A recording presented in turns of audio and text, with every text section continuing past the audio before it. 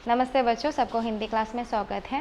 पिछले क्लास में हम विश्वमोहन तिवारी जी की मेघालय का जीवंत उत्सव नामक एक पाठ, एक लेख है, एक यात्रा विवरण है, उसके कुछ भाग हम पढ़ा था।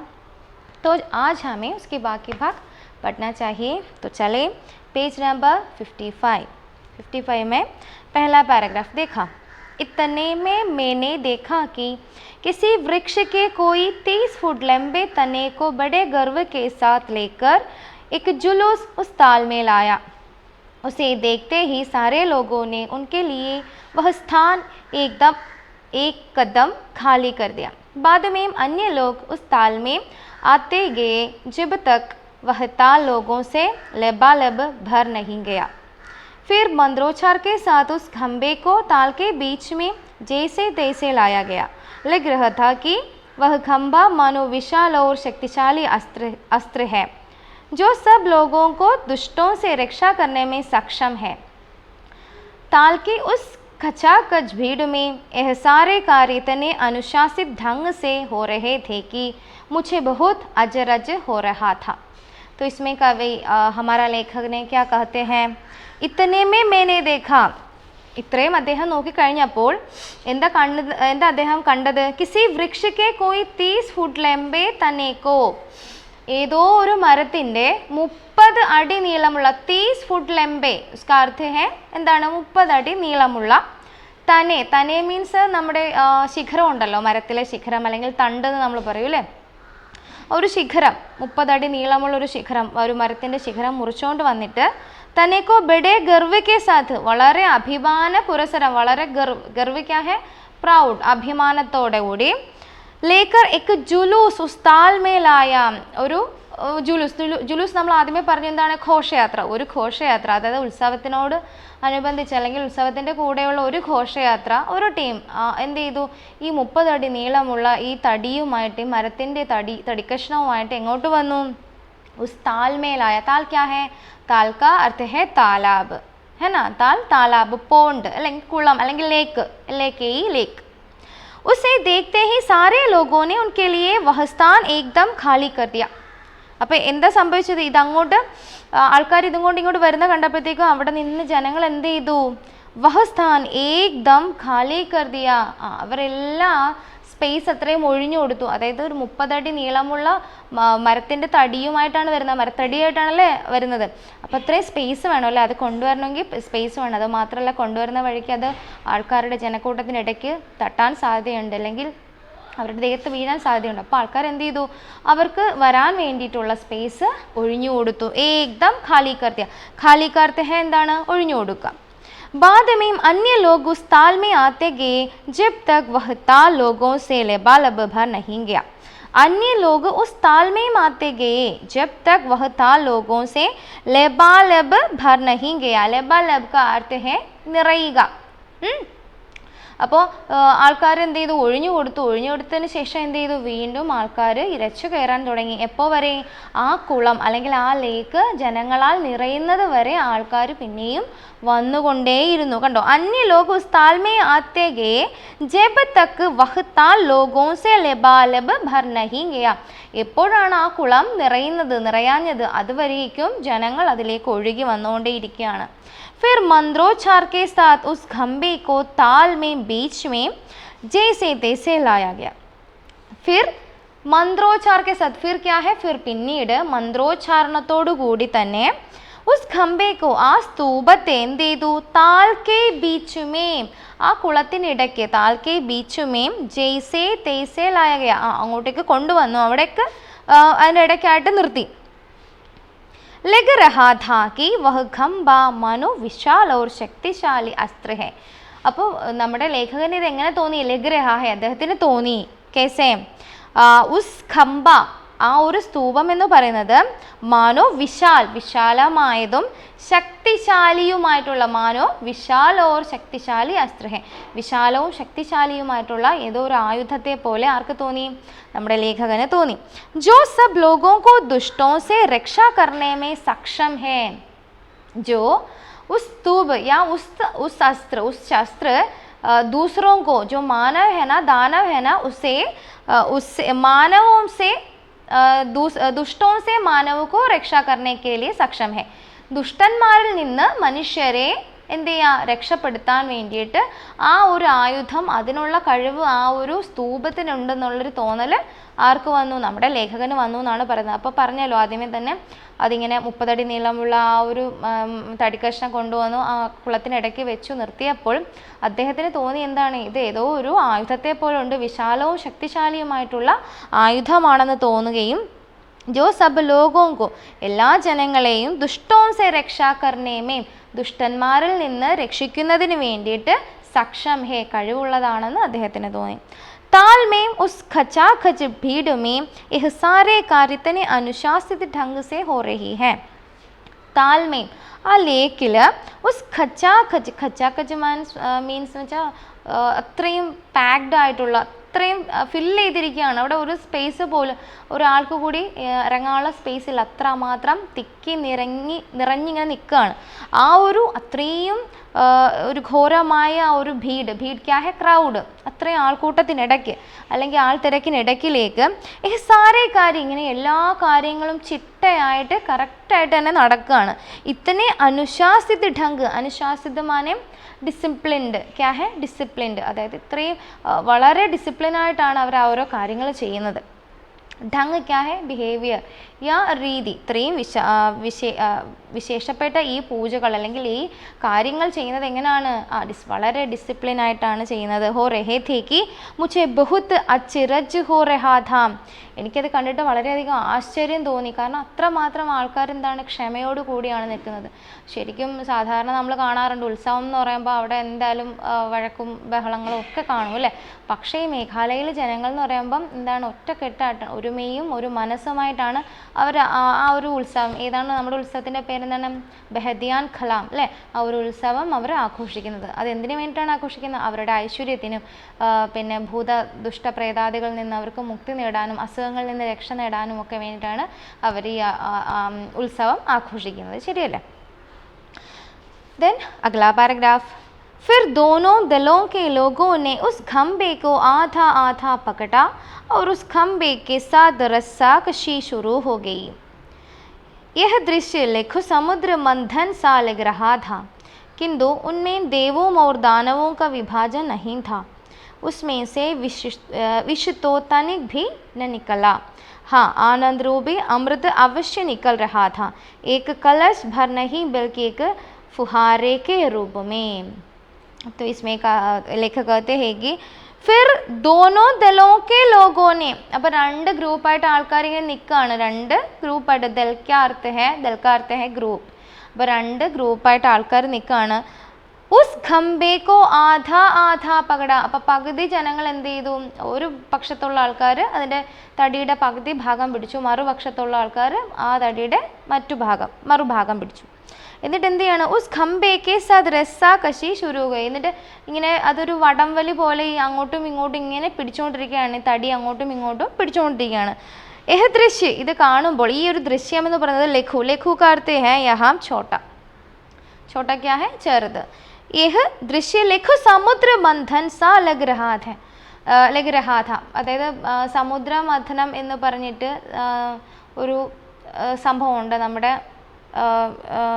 അതൊരു പുരാണത്തിലുള്ള ഒരു കഥയാണ് സമുദ്ര മഥനം എന്ന് പറയുന്നത്. അപ്പം അതായത് കടൽ കടയുമ്പോൾ അതിൽ നിന്ന് ഒരുപാട് ദേവതകളും ദൈവന്മാരും ഒരുപാട് എന്താണ് അമൃതമൊക്കെ അതിൽ നിന്ന് ഉണ്ടാകും എന്നുള്ളൊരു, പാലാഴി കടഞ്ഞെടുക്കുക എന്നൊരു വിശ്വാസമുണ്ട്, ഒരു കഥയാണ്, ഒരു പൗരാണിക കഥയാണ്. അപ്പോൾ ഇവർക്ക് ഇത് കാണുമ്പോൾ നമുക്ക് ആ ഒരു പൗരാണിക കഥയെ ഓർമ്മ വരും എന്നാണ് ഇവിടെ പറയുന്നത്. കണ്ടോ, ഏഹ് ദൃശ്യ ലഘു സമുദ്ര മന്ഥൻ സാ ലഗ്രഹാതെ, ഇത് കാണുമ്പോൾ നമുക്കൊരു സമുദ്ര മഥനം നടക്കുന്നത് പോലെ തോന്നുന്നു. കിന്തു ഉന്മേൻ ദേവോ ഓർ ദാനവോക വിഭാജൻ നഹീത, എന്നാൽ പക്ഷേ ഇതിൽ ഒരിക്കൽ ഈ പറഞ്ഞ പാലാഴി കടഞ്ഞെടുക്കുന്ന സമയത്ത് അവിടെ ഒരു ഭാഗത്ത് രാക്ഷസന്മാരും ഒരു ഭാഗത്ത് ദേവന്മാരുമാണ് കടഞ്ഞെടുക്കുന്നത്. പക്ഷെ ഇവിടെ എന്താണ്, അങ്ങനെ ഒരു വേർതിരിവൊന്നുമില്ല. ഇവിടെ എല്ലാ മനുഷ്യരും ഒന്നാണ്. അവിടെ ദുഷ്ടനെന്നോ നല്ലവനെന്നോ രാക്ഷസനെന്നോ മാനവനെന്നോ ദേവനെന്നോ എന്നൊന്നും ഒരു വേർതിരിവുമില്ല. കിന്തു ഉന്മേം, പക്ഷേ ഇതിൽ ദേവോ ഓർ ദാനവോ കാ വിഭാജൻ നഹി ഹേ, ദേവന്മാരെന്നോ അസുരന്മാരെന്നോ ദാനവനെന്നോ അസുരനെന്നോ വിഭാജനമില്ല. ഉസ്മേ സേ വിഷത്തോ തനിക് ഭീ ന നിക്കല. പാലാഴി കടഞ്ഞെടുത്തപ്പോൾ അതിൽ അമൃതവും അതുപോലെ കാളകൂടം എന്ന് പറഞ്ഞൊരു വിഷവും പുറപ്പെടുന്നുണ്ട്. പക്ഷേ ഇവിടെ എന്താ സംഭവിക്കുന്നില്ല, ഇവിടെ ഒരു തുള്ളി വിഷം പോലും പുറത്തേക്ക് വരുന്നില്ല എന്നുള്ളതാണ് അദ്ദേഹം ഇവിടെ പറയുന്നത്. ഉസ്മേ സേ വിഷത്തോ തനിക്ക്, തനിക്ക് കാർത്തെ ഹെ കുറച്ച്, തനിക്ക് ന ഭീ നിക്കല. കണ്ടോ, കുറച്ചു പോലും, തനിക്ക് ഭീ ന, കുറച്ച് വിഷം പോലും ഇതിൽ നിന്ന് പുറത്തേക്ക് വന്നിട്ടില്ല. ഹാ ആനന്ദരൂപി അമൃത് അവശ്യ നിക്കൽ രഹാ ഥാ. എന്നാൽ ആനന്ദരൂപിയായിട്ടുള്ള ആനന്ദമാകുന്ന ആ ഒരു അമൃത് ഇഷ്ടം പോലെ എന്ത് ചെയ്യുന്നുണ്ട്, പുറത്തേക്ക് വരുന്നുണ്ടെന്നാണ് ഇവിടെ കവി നമ്മുടെ ലേഖകൻ പറയുന്നത്. ഹാ ആനന്ദരൂപി അമൃത് അവശ്യ നിക്കൽ രഹാ ഥാ. ആനന്ദമാകുന്ന അമൃതം യഥാർത്ഥത്തിൽ ശരിക്കും വരുന്നുണ്ട് പുറത്തേക്ക്. ഏക് കലശ് ഭർ നഹി ബൽക്കി ഏക് ഫുഹാരേ കെ രൂപേ. ഒരു കുടമല്ല, ഏക് കലശ് ഭീ നഹി, ഒരു കുടത്തിലല്ല വരുന്നത്, പിന്നെയോ ബൽക്കി ഏക് ഫുഹാരേ. ഫുഹാരേ മാനെ നമ്മൾ ഷവറില്ലേ, ഷവറിൽ എങ്ങനെയാ വരിക, വെള്ളം വരുന്നത് എങ്ങനെയാ, നാനാവശത്തൂടെയും ശരിക്കും വെള്ളം വരും അല്ലേ. അപ്പം അതുപോലെ ഒരു ഷവറിൽ എന്ന പോലെയാണ് ഇവിടെ എന്താണ് അമൃതമാകുന്ന ആ ഒരു സന്തോഷമാകുന്ന അമൃതം പുറത്തേക്ക് വരുന്നതെന്ന് ആര് പറയുന്നു, ലേഖകൻ പറയുന്നു. तो बाकी अगला लास्ट पैराग्राफ देखो. लौटते समय मेरी पत्नी ने कहा, ये खासी जयंतिया लोग बड़े अजीब है, जो उस तालाब में कीचड़ में लथपथ होकर भी खुश हो रहे थे. मैंने कहा, मेघालय में साल के 9 महीने बारिश होती है और पहाड़ी होने के बाद भी यहाँ वहाँ कीचड़ हो जाता है. जब तक यहाँ के रहने वाले लोग वर्षा तालाब मिट्टी कीचड़ जैसी जीवनदायिनी शक्तियों से नाता नहीं जोड़ेंगे, दुखी रहेंगे. जब यह जल तथा मिट्टी अभी पश्चिमी सभ्यता से प्रदूषित नहीं हुई है, इसमें स्वाभाविक औषध गुण है जिनका लाभ इन प्रकृति प्रेमियों को मिलता है. प्राकृतिक चिकित्सा में मिट्टी स्नान का बहुत महत्व है. जैंतिया के लोग अपनी संस्कृति की कृपा से अपनी मिट्टी की गंध और वर्षा के गहरे स्पर्श में वर्ष के साथ बहुत आनंद के साथ रहते हैं. किंतु कब तक? ലൗട്ടേ സമയം, തിരിച്ചു പോകുന്ന സമയത്ത്, തിരിച്ചു പോകാറായി, ഉത്സവമൊക്കെ ഒരുവിധം കഴിഞ്ഞിരിക്കുന്നു, പോകുന്ന സമയത്ത് മേരി പത്നിനെ കഹ, എൻ്റെ ഭാര്യ, പത്നി കോനെ, ഭാര്യ, ഭാര്യ പറഞ്ഞു, ഈ ഖാസി ജയന്തിയ ലോക്, ഈ ഖാസി ഇവിടുത്തെ ഈ ജയന്തിയ ലോക് ബഡേ അജീബ് ഹേ. അജീബ് കാ അർത്ഥ ക്യാ ഹേ, വിചിത്ര. അജീബ് ക്യാ ഹേ, വിചിത്ര എന്ന് വെച്ചാൽ എന്താണ്, വിചിത്രമായത് എന്നുള്ള അർത്ഥമാണ്. അജീബ് മാനെ വിചിത്ര, വിചിത്രമായിട്ടുള്ളത്, അതായത് കണ്ടിട്ടില്ലാത്തത്, മറ്റു എന്താ നമ്മൾ സാധാരണ കണ്ടിട്ടില്ലാത്ത ഒരു കാര്യമാണ്. एक घासी जयंतिया लोग बड़े अजीब है, जो उस तालाब के कीचड़ में लथपथ होकर भी खुश हो रहे थे. जो लोग उस तालाब में, ആ ഒരു കുളത്തിൽ അല്ലെങ്കിൽ ആ ഒരു ലേക്കിൽ ഇറങ്ങിയിട്ട് എന്താണ്, കീച്ചഡ്, കീച്ചഡ് का अर्थ क्या है, ചെളി പറഞ്ഞിരുന്നു അല്ലേ. കീച്ചഡ് का अर्थ है पंकमय, क्या है कीचड़. കീച്ചഡ് എന്ന് വെച്ചാൽ എന്താ, ചെളി, കുളം ആകെ ചവിട്ടി എന്താ അവിടെ അത്രയും ചെളി, ഇങ്ങനെ ചെളിയാണ് അത് നിറച്ച്. कीचड़ में लथपथ होकर, അപ്പം ആ ചെളി കിടന്ന് ഉരുണ്ട് ഒളിച്ചറ ദേഹം മൊത്തം ആയിട്ടുണ്ട്.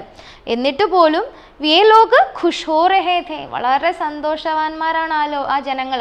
ഇപ്പം നമ്മുടെ ഇപ്പോഴായാലും ശരി, കുഞ്ഞുങ്ങൾ മുറ്റത്തേക്ക് ഇറങ്ങുമ്പോൾ പറയും, അയ്യോ മുറ്റത്ത് ഇറങ്ങരുത്, എന്താ ചെരുപ്പില്ലാതെ ഇറങ്ങാത്, കാലിൽ മണ്ണ് പറ്റും, ചെളി പറ്റും എന്ന് പറയും അല്ലേ. അങ്ങനെയല്ല, നമ്മുടെ കാലിൽ മണ്ണും ചെളിയും ഒക്കെ പറ്റണം. കണ്ടോ, ഇപ്പം ഇവിടെ തന്നെ ഈ ജനങ്ങൾ ആ ചെളിയുമായി അല്ലെങ്കിൽ ആ മണ്ണുമായി ഇഴുകിച്ചേർന്ന് ജീവിക്കുന്നത് കൊണ്ട് അവർക്ക് എന്തില്ല, അസുഖങ്ങളൊന്നും തന്നെ ഇല്ല എന്നാണ് അവർ പറയുന്നത്.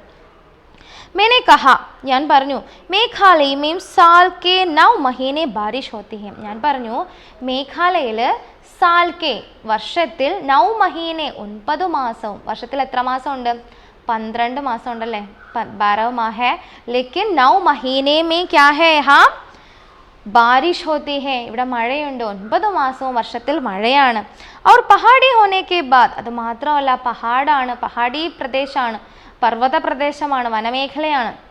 പഹാഡി ഹോനെക്കെ ബാദ്, പർവ്വത പ്രദേശമായതുകൊണ്ടുകൂടി യഹാ വഹാ കീച്ചഡ് ഹോ ജാത്താ ഹേ, ഇവിടെ എല്ലാം എന്താണ്, അവിടെയും ഇവിടെ എല്ലാം ചെളിയുണ്ട്, അവിടെ എപ്പോഴും ഈർപ്പമായിരിക്കും, നനവിൻ്റെ അംശമായിരിക്കും.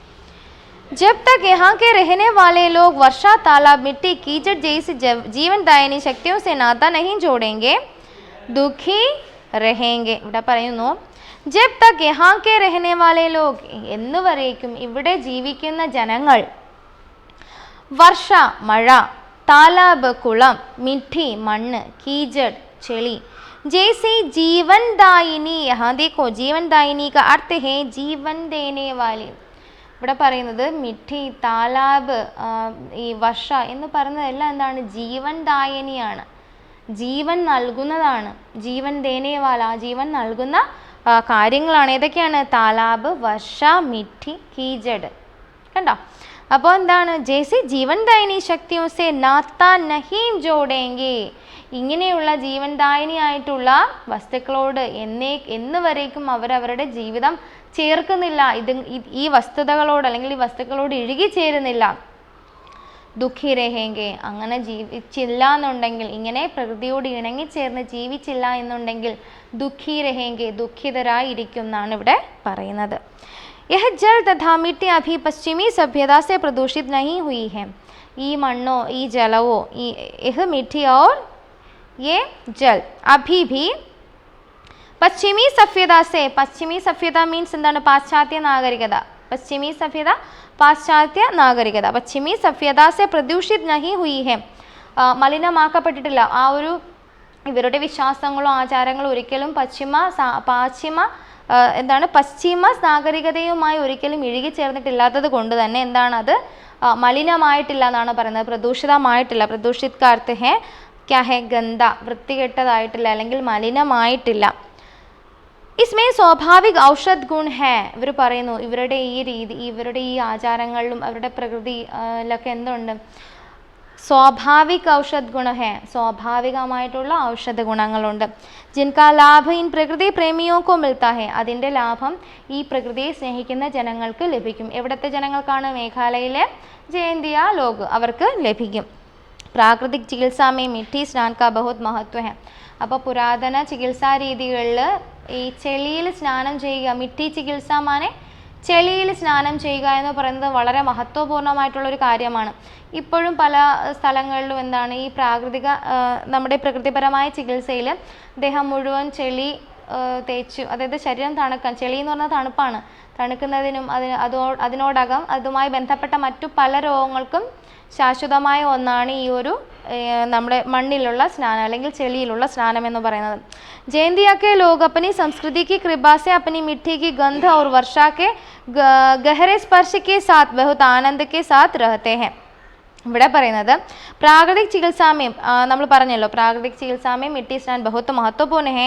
ജയന്തിയ കെ ലോഗ്, നമ്മുടെ ഈ ജയന്തിയ ഗോത്രത്തിലെ ജനങ്ങൾ അപ്പനി സംസ്കൃതിക്ക് കൃപാസേൻ, അവരുടെ സംസ്കാരത്തിൻ്റെ കൃപ കൊണ്ട് അല്ലെങ്കിൽ അവരുടെ പരമ്പരാഗതമായ രീതിയുടെ ആ ഒരു കൃപ കൊണ്ട് എന്താണ്? അപ്പനി മിട്ടിക്ക് ഗന്ധ്, സ്വന്തം മണ്ണിൻ്റെ മണവും, വർഷാക്കെ ഗഹരെ സ്പർശ, മഴയുടെ ആ ഒരു വളരെ ഗഹരമായിട്ടുള്ള ആഴത്തിലുള്ള സ്പർശവും के साथ बहुत आनंद के साथ रहते हैं, വളരെയധികം സന്തോഷത്തോടെ അവർ താമസിക്കുന്നു.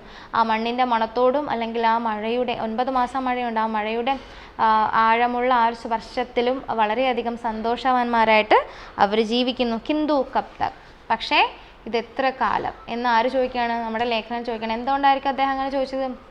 ഇപ്പോൾ എന്താണ്? വനനശീകരണം, പ്രകൃതി മലിനമാക്കപ്പെട്ടുകൊണ്ടിരിക്കുന്നു, മരം വെട്ടിമുറിച്ചുകൊണ്ടിരിക്കുന്നു, അല്ലേ? പുതിയ മരങ്ങൾ നടുന്നില്ല, വെട്ടിമുറിക്കുകയാണ്. വീടുകൾക്കും ഫാക്ടറികൾക്കും മറ്റു കാര്യങ്ങൾക്കും വേണ്ടിയിട്ട് നിലം എന്ത് ചെയ്തു? നമ്മുടെ വയൽ നിലങ്ങളെല്ലാം, പാടങ്ങളെല്ലാം നികത്തി വലിയ വലിയ വീടുകളും കെട്ടിടങ്ങളും ഒക്കെ വന്നുകൊണ്ടിരിക്കുന്നു. അപ്പോൾ പ്രകൃതി എന്ന് പറയുന്നത് ഇപ്പോഴും ചൂഷണം ചെയ്യപ്പെട്ടുകൊണ്ടിരിക്കുകയാണ്, അല്ലേ? അപ്പോൾ അങ്ങനെയൊന്നും ചെയ്യാതിരിക്കുക, നിങ്ങളും നല്ല കുട്ടികളായിട്ട് എന്ത് ചെയ്യുക? നമ്മുടെ പ്രകൃതിയെ സ്നേഹിക്കുക. എങ്കിലേ നമുക്ക് എന്തുണ്ടാവുള്ളൂ? നമുക്കും നന്മയുണ്ടാവുള്ളൂ, അല്ലെങ്കിൽ നമുക്ക് ഈ പറയുന്ന ഓരോരോ ആപത്തുകൾ നമ്മളിലേക്ക് വന്നു ചേരും. അപ്പോൾ ഇതേ ഉള്ളൂ ഈ ഒരു പാഠം. വളരെ മനോഹരമായിട്ടുള്ളൊരു ഗദ്യാംശമായിരുന്നു. അപ്പോൾ പറ്റുമെങ്കിൽ ഭാവിയിൽ എല്ലാവരും മേഘാലയയിലേക്ക് ഒന്ന് പോവുക കേട്ടോ. അപ്പോൾ നമുക്ക് അടുത്ത ക്ലാസ്സിൽ കാണാം. അസ്സലാമു അലൈക്കും.